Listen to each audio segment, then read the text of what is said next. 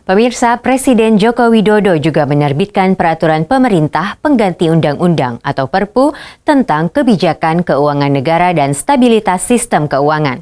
Terkait hal ini, Presiden mengantisipasi pelebaran defisit APBN 2020. Pasalnya, dalam Undang-Undang APBN, defisit memang tidak boleh lebih dari 3%. Namun melalui Perpu, Jokowi meminta relaksasi selama 3 tahun agar defisit dilebarkan menjadi 5,07%.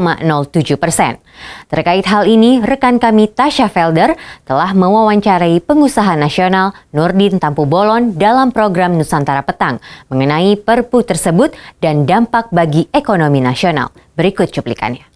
Pemirsa, pandemi COVID-19 tak pelak memukul perekonomian baik secara global maupun secara nasional.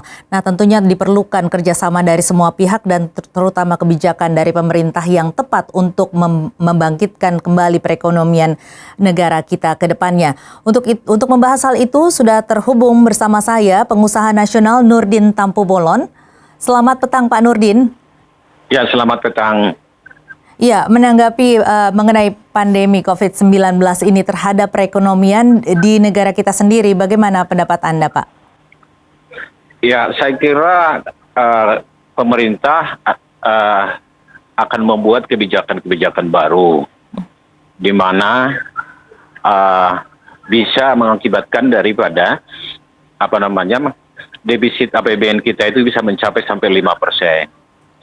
Sebenarnya itu kan sesuai dengan undang-undang itu sebenarnya hanya maksimum 3%. Ya. Tetapi hal ini harus dilakukan untuk menjaga kondisi daripada situasi nasional saat ini. Karena dari apa yang akan dibiayakan itu semuanya adalah bagaimana membuat daripada masyarakat dan juga ekonomi masih berjalan walaupun ada yang katakan lockdown dan lain sebagainya.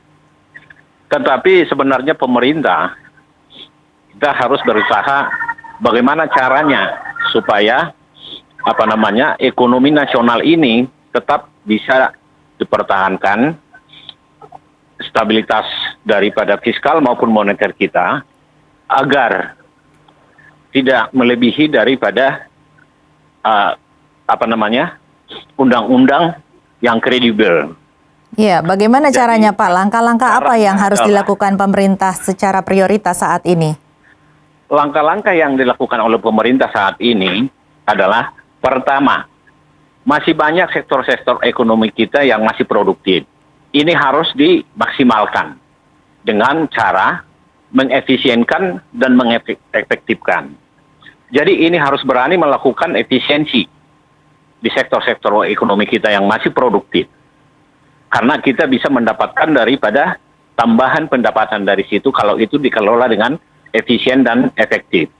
Yang kedua, proyek-proyek saat ini yang tidak berorientasi dalam pertumbuhan ekonomi rakyat, katakanlah proyek-proyek yang tidak meningkatkan daripada sektor-sektor ekonomi, itu dibatalkan dulu atau di-reschedule supaya menjaga defisit APBN tetap di ambang batas yang diatur oleh undang-undang. Memang pemerintah akan melakukan Perpu, tetapi kan kita harus melihat bagaimana ke depan stabilitas moneter kita dalam jangka pendek, jangka panjang dan jangka panjang, jangan sampai membebani daripada generasi-generasi penerus. Inilah yang harus tetap dilihat oleh pemerintah. Saya kira hal-hal ini mungkin bisa dipertimbangkan. Bagaimana kita lakukan penjagaan daripada defisit APBN kita, tetapi tetap menjaga daripada masa depan ekonomi bangsa. Ya, mungkin stabilitas jangka pendek, jangka panjang dan jangka menengah, jangan sampai membebani daripada generasi-generasi mendatang.